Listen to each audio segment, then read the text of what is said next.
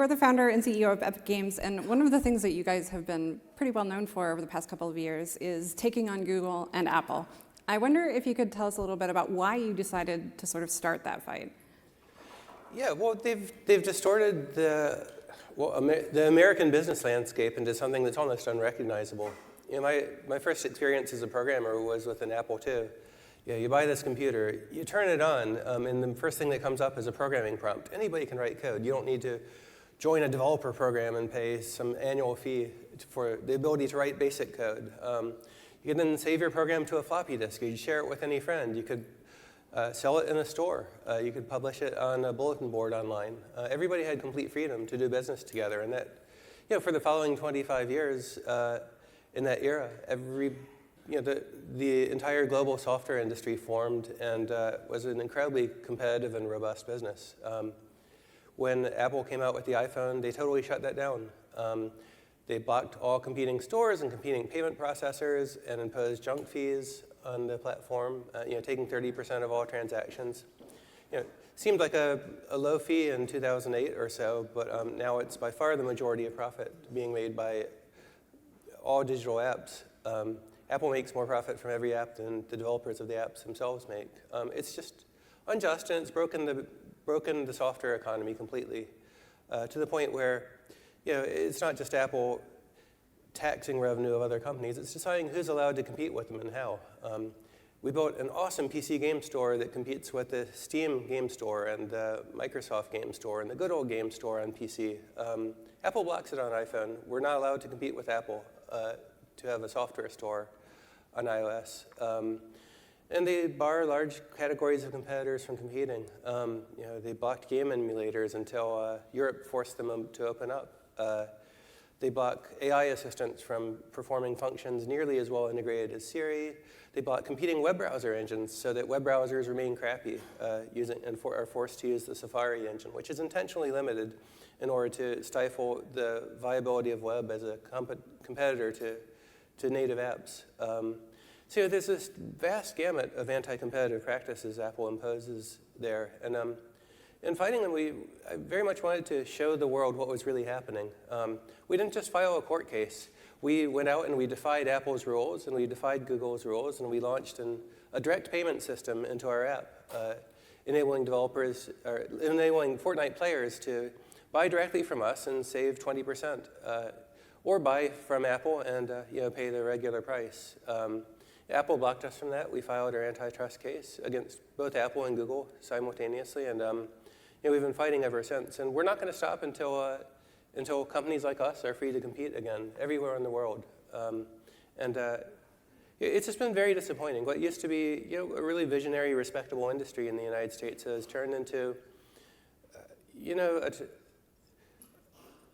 some sort of gangster movie where companies are openly breaking the law. Their law firms are openly breaking the law, and they realize that because they have such tight relationships with the government, that they think they can get away with it forever, and occasionally pay some fines here and there rather than being forced to open up and allow competition. We see this as an existential threat to not only our business, but to the entire developer ecosystem we serve. We're not just a game maker making Fortnite. We also make the Unreal Engine and a lot of other tools for other developers. And we think one of the major reasons the game industry is burning down right now with so many distressed companies and layoffs is because of the monopolization of app distribution. When you started this fight back in 2020, did you imagine that this is where you would be in 2025? It would still be going on? I had higher hopes that the courts would recognize and more speedily deal with the abusive practices of Apple and Google. One of the first things we did when we filed the Epic versus Apple and Epic versus Google cases, we sought a preliminary injunction to stop Apple and Google from blocking Fortnite from competing and to stop them from blocking our payment processing service. We'd hoped that there would be a path to immediate relief. That was denied. And the assumption at the time, I think you might have a very different decision being made today if the case were litigated today. But the decision in 2020 was that they are the incumbent and they're presumed to be right, and they'll just keep getting away with the scheme until the court absolutely forces them not to. And so we won we lost our Sherman antitrust case against Apple, which was very unfortunate. again, if we knew what we knew now and the court knew what the court knows now, it might have gone very differently. But Apple got away with massive discovery abuse, massive fake privilege abuse, and this wasn't caught until well after the case. But yeah, the result is it's just been justice delayed for 5 years now. Finally, the one bright spot here has been the European Union passed the Digital Markets Act and forced Apple and Google to allow competing stores. And so we launched the Epic Games Store in Europe successfully on iOS. We launched Fortnite back on iOS in Europe. But now Apple and Google are still getting away with blocking us from competing with them in the rest of the world. Yeah, I was gonna go here next. You know, you mentioned a little bit that Europe has imposed some rules on app stores. Can you tell us a little bit, what has been your experience with how Apple and Google have been complying with the DMA? Well, their strategy is malicious compliance. They think that they can use their political clout to scare Europe away from imposing large fees on them. And then with no threat of fees, of fines at the scale of billions of dollars, they can get away with years and years of malicious compliance. So Europe told Apple they had to open up iPhone to competing stores. They did that to give them some credit, but then they introduced so many obstructions that no store can really compete with them. They introduced scare screens where you have to click through a Byzantine, like Apple, they're the best user interface design company in the world. They design awesome, easy-to-use user interfaces. And they built the world's worst user interface for allowing the Epic Games Store to be installed.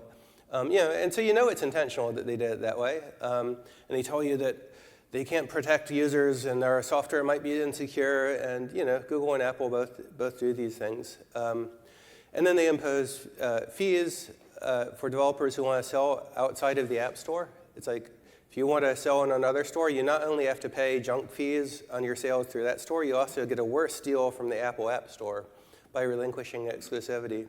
And so, it's just textbook malicious compliance. I expect that the European Union will come down and give them some much clearer guidance on what they need to do. But I think that is likely to just start the next round of malicious compliance. Because unless Apple is really facing the prospect of fines that are much larger than the revenue lost by relinquishing their anti-competitive practices, they'll keep doing the crime, because crime has paid for them so far. And this is the problem in America and the problem in the world. Crime pays for big tech companies because they're getting away with it. Their law firms are getting away with it, and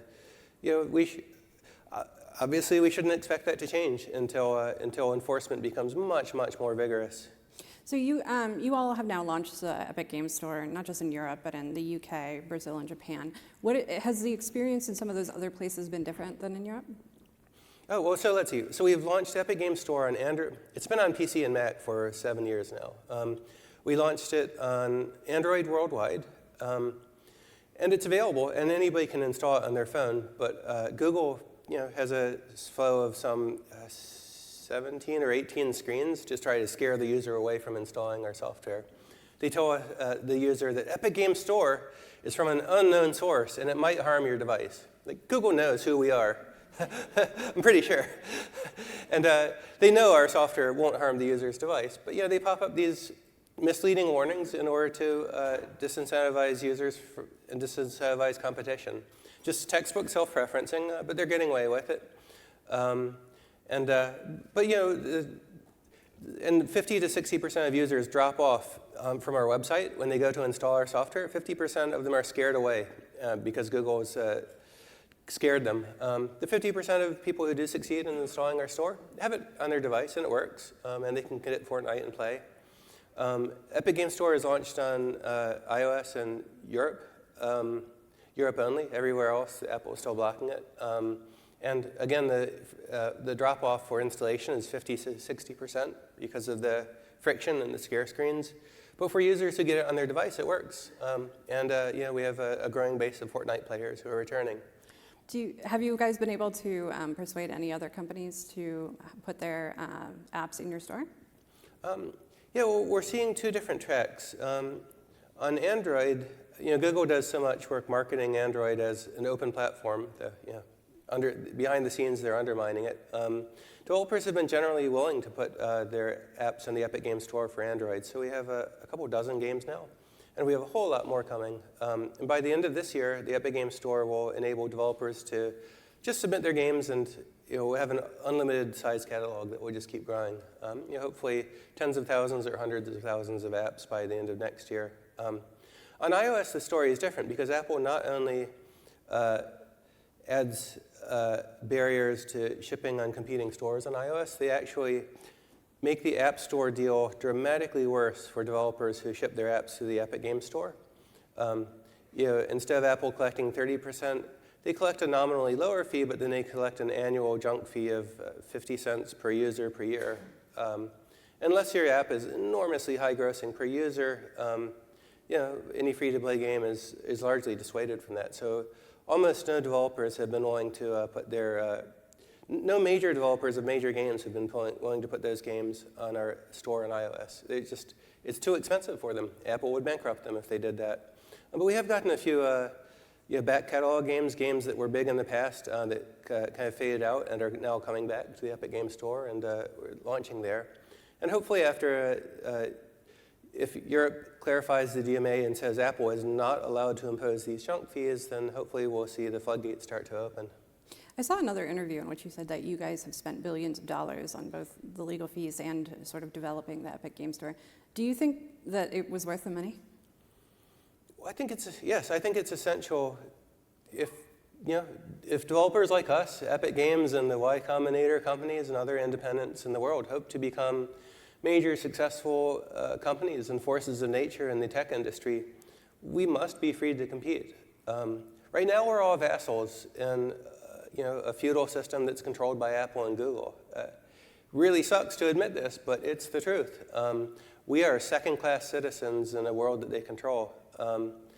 And we'll never be able to reinvest as the big tech companies do if they're able to take the far majority of our profits off of the top line through these 30% fees. This is a competitive business. Nobody makes a 30% profit margin with a major app at scale. And so Apple's 30% fee is the large majority of the profits. And they force us to, in order to pay those fees, they force us to raise the price of our apps and our microtransactions above their natural level, which suppresses demand and causes countervailing forces against our business. I think the entire U.S. tech economy would be vastly more vibrant, competitive, and open to startups than it is now if this regime were completely undone, as the Sherman Antitrust Acts were intended to do. So we talked a little bit about things in other countries, but what would you like to see happen here in the U.S., either with the agencies or legislation? Well, I think America needs to take this very seriously. Our tech industry is being crushed by Apple, Google, at the center of this all. And other parts of the industry being crushed by other monopolists, but this is the core problem with apps.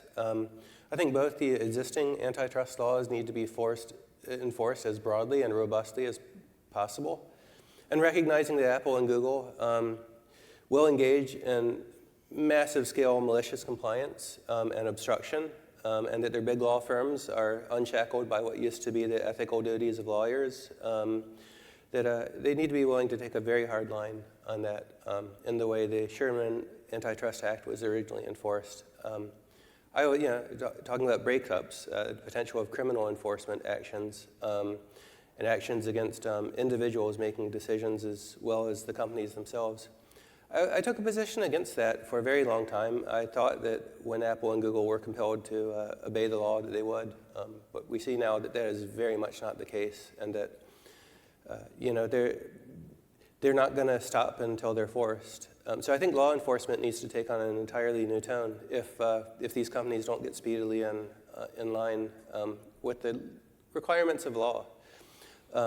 I think regulation is also incredibly important. Apple and Google are masters at making bogus security arguments and using lobbyists to gaslight influenceable people in Congress to buy into their arguments they know aren't real, but are overcoming with donations. I think we need very, very clear legislation, such as the Open Apps Market Act, saying that digital platforms cannot monopolize distribution. They cannot disadvantage competing distribution sources. They cannot disadvantage competing web browsers or web browser engines. And they cannot shut down or disadvantage any of the vectors that competitors need to use to compete broadly across the entire platform. So the Open Apps Market Act solves the app part of that problem, but it only solves it as in its current form in the United States. You've come to realize that Apple and Google kind of want every country, all of the more than 100 countries around the world with app economies, to have to go off and do their own antitrust enforcement and litigation and force each one to play out their malicious compliance strategy in detail before they comply, calculating that they can probably delay this another 5 or 10 years and continue collecting their monopoly rents if they don't. I think that needs to be shut down by the United States. And if the United States doesn't solve this problem worldwide for these US gatekeepers, you're just going to see a giant maze of international regulation and gridlock as different countries regulate these platforms in different ways, and they're all forced into Byzantine solutions. I think the answer should be something like extending the Open Apps Market Act with a developer bill of rights, saying every developer has the right to compete, if they choose, with the platform maker's store, payment service, web browser engine, and every other critical component of the technology stack on equal terms with no self-preferencing and no friction. I think some sort of enforcement regime like that with universal jurisdiction is required to rein these companies in line. One of the most disappointing aspects of the Epic versus Google case, which we won in front of a jury on every single count, after the jury deliberated for about 5 hours, I might say, it was an incredible victory in court, but the court ultimately, though the court has jurisdiction to impose global remedies on a US company, they imposed remedies only on the United States. Google's got to allow competing stores and stop some of its ugly practices just in America. They're free to screw over American developers in every other country around the world. So that's not really solving the problem, and I think legislation will need to do that. And the time is now. Otherwise, you're just going to end up with a US economy that's become hopelessly uncompetitive because a few companies were able to dominate everything, prevent competitors from rising, emerging, and competing. And, freed of competition, Apple and Google have no incentive to build good products. And as you can see, the massive quality degradation in Apple's own smartphones, like now, setting screens, they're laden with ads. App Store searches always begin with an ad for something that's not the thing you're looking for. Their AI solution is horrid compared to the next 5, maybe 10 competing AI solutions, which could offer a Siri-like framework if Apple didn't block them from doing that. They're just inferior to competitors in every way.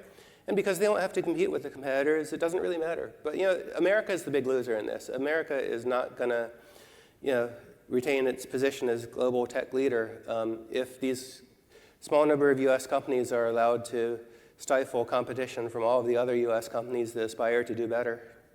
I don't know if you were here earlier when FTC Chairman Andrew Ferguson was speaking, but he criticized the DMA as potentially unfairly targeting American companies.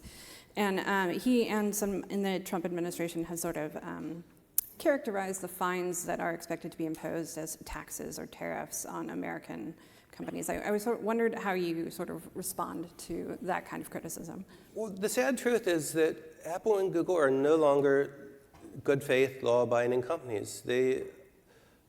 They're run in many ways as gangster-style businesses that will do anything they think they can get away with. And if they think that the fine is going to be cheaper than the lost revenue from an illegal practice, they'll continue the illegal practice and pay the fine. And I think Europe realized this and quite presciently in structuring the DMA as imposing super harsh fines in response to non-compliance. Their goal isn't to collect massive taxes on US companies. Europe's goal is for American companies to compete fairly, which is really important to other American companies like us. Small tech needs the ability to compete with big tech. But I think if you're going to enforce regulations of this sort, you need to pick your poison. You can have either exorbitant fines that are designed to coerce compliance and strongly disincentivize noncompliance, or you're going to need prosecution of executives making these decisions, and perhaps the law firms that are running improper and unethical and unlawful legal practices to destroy documents, cover up document destruction, and evade discovery through false privilege classifications. You're going to need some sort of individual sanctions and perhaps criminal sanctions against companies and against individuals. I hate saying that because I don't want the U.S. government or any government to have that kind of power. But and I think that fines are the much less harsh solution there. But ultimately, if the companies won't comply with the law, they need to be forced to. And this is what the government does. If you rob a bank, you get put in jail. And if you're robbing developers for 20 or tens of billions of dollars a year, and you can just get away with that forever with no repercussions, then it's a pretty good business. This robbing developers that Apple and Google are in, and that needs to change.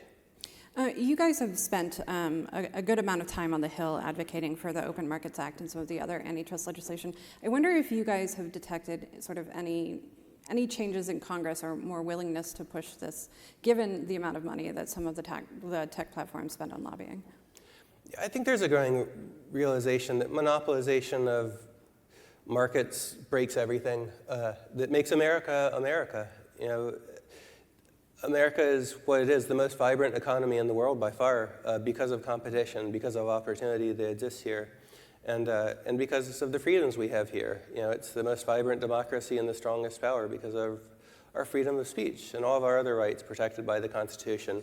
If you have two companies, they're highly politically active and politically aligned, against the administration in reality, although they seem to be trying to cozy up or be seen as cozying up now. Then they're not only going to monopolize digital revenue from digital goods, they're also going to monopolize speech, and they're going to decide who's allowed to say what. Apple threatened to kick Twitter off of the App Store, meaning block Twitter from 1.4 billion iOS users worldwide, because they were concerned that Elon Musk might not censor the right people. That was before the election. Now Apple is taking a whole different line, throwing up inauguration contributions and so on and so on. But these companies are malevolent and they need to be stopped. And a monopoly will crush everything. And the bigger risk isn't only of monopolization of the markets. It's that, and you see these big law pitches, lobbyist pitches of this all the time. They want to create an unholy alliance between big tech and big government in order to further entrench and make big tech unassailable. And there's a word for that in world discourse. That word is fascism. I don't think that that's actually the immediate goal of anybody at Apple or Google. That is the system that they are working together to create in the way that they're lobbying and trying to influence government to give them completely unchecked power over a business. Okay, well, thank you so much for sharing some thoughts.